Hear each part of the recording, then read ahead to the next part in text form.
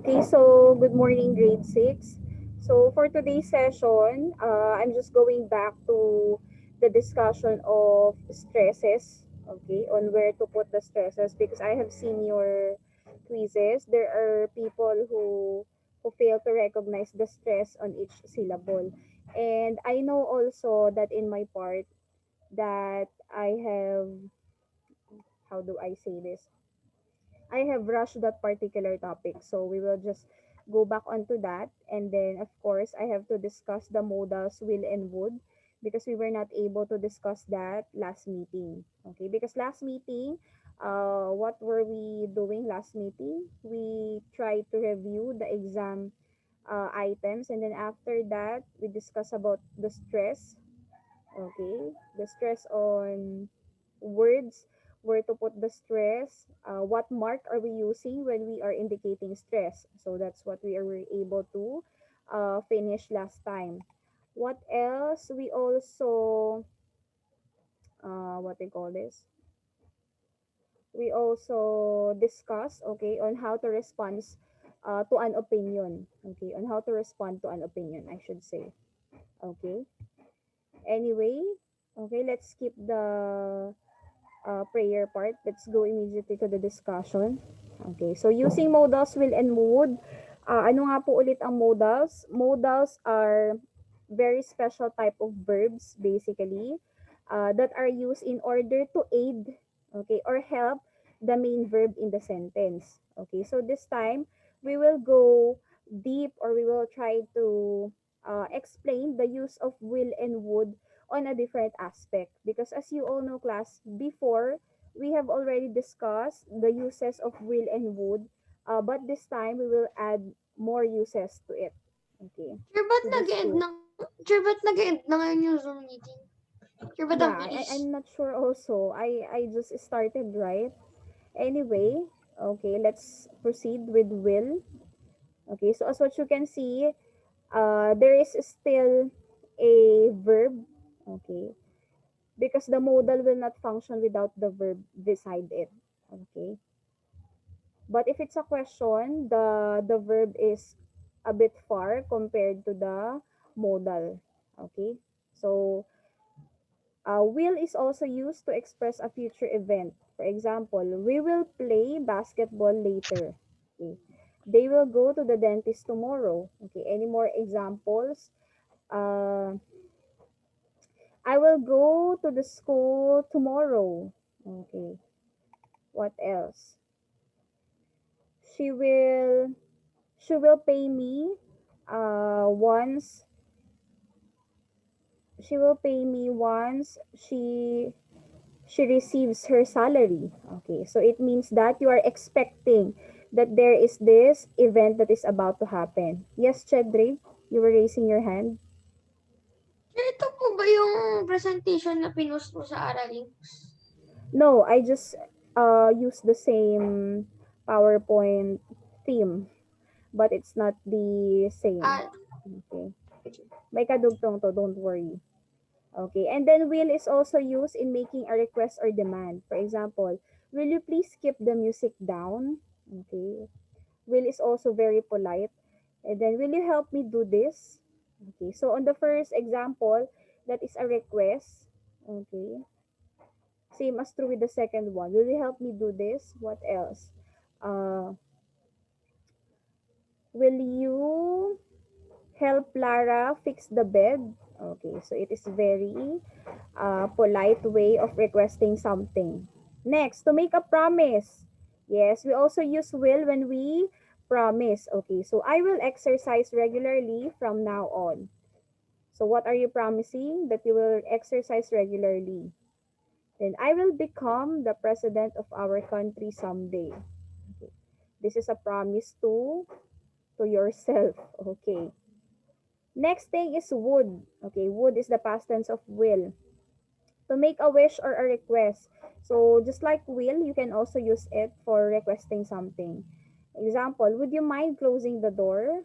Okay. Would you take a picture of us? Okay. Would you date me on Valentine's Day? Okay. To state an expectation. Adrian would arrive any moment. Okay, now. Adrian would arrive any moment now. So they are expecting that Adrian would arrive now. Okay, so don't forget the verb class ha. The modal will not function without the verb. Okay, tandaan niyo yan. The store would be closed if the owners, okay, are celebrating with us. So they are expecting that the owners would celebrate so that the stores will be closed.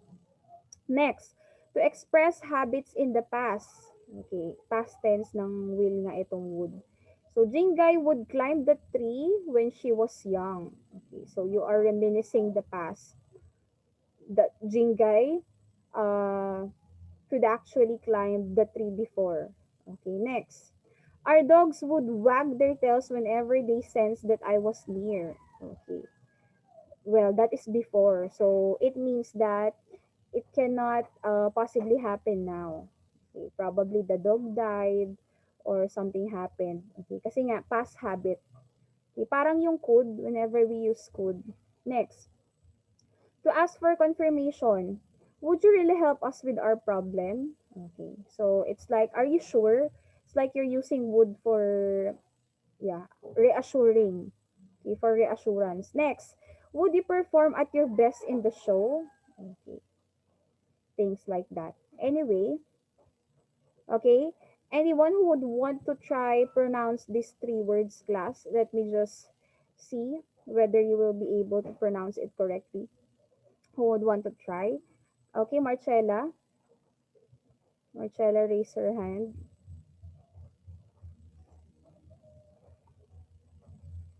Marcella, is your audio okay now? Nako, parang hindi pa ata. We cannot hear you, Marcella. Can you hear Marcella, class? Sir, No, hindi. right? Sir, Oh, hindi. oh hindi daw, Nasira po Marcella. yata mic. Oo nga. Wait lang. Let me check her on the list of participants. Yeah. Marcella, hindi pa kita naririnig. Hindi kita marinig. Will you try it again? Are you saying something? O wala. Hindi siya tumutunog. Ba't kaya? Okay, sige. Let me just call another person, ha? How about Josiah? Okay. Josiah, will you try pronouncing these words?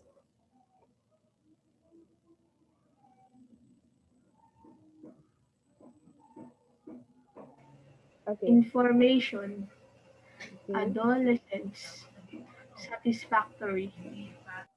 Okay. So tama yung yung una at pangatlo, yung pangalawa lang iba. So nag-stress ka sa do, okay, sa adolescence. But the thing is that class, the proper way on how we pronounce this word is adolescence, okay? Adolescence. So the stress is on the third syllable. Okay, kahit Merriam-Webster dictionary nyo yan, nasa third syllable. But before Hindi ba kasi yung we used stress to, syllable parang mas louder siya? yes, it's louder than the other syllables in the word, and it is also longer, di ba? Pansin nyo, it's longer. Information, okay, nation. So basically, okay, in order for you to do it class, because we have a seat work later on wherein you have to identify on what syllable is the stress. Of course, you have to chop the syllables of that particular word first. For example, information. So there are four syllables in the word information. And then after that, you have to pronounce it just usual. Okay, information. And then pakinggan mo, okay? Dapat meron kang inner ear to hear that nandun yung stress. Okay, so information. Information. So you can hear that it's on the third syllable. Okay, so the word information is stressed on the third syllable. So where do we put the stress mark class? On what letter? The word information. The vowel. Oh yes, on the vowel. Sa letter, saan? Sa letter A. Okay, we put A. the stress mark on letter A. Pag ano, no, pakupya ang tawag natin sa Tagalog doon, class. Pakupyang mark. Okay, but it's called the stress mark in English.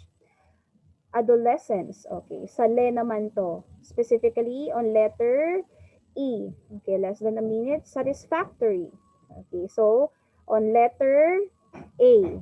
Satisfactory. Satisfactory. Okay, 5 syllables. So it's on the third syllable. Okay? Sige, review lang to, class. Okay, so basically, we put the stress. Okay, bakit nagjo-join pa lang sila? May problem siguro with their internet.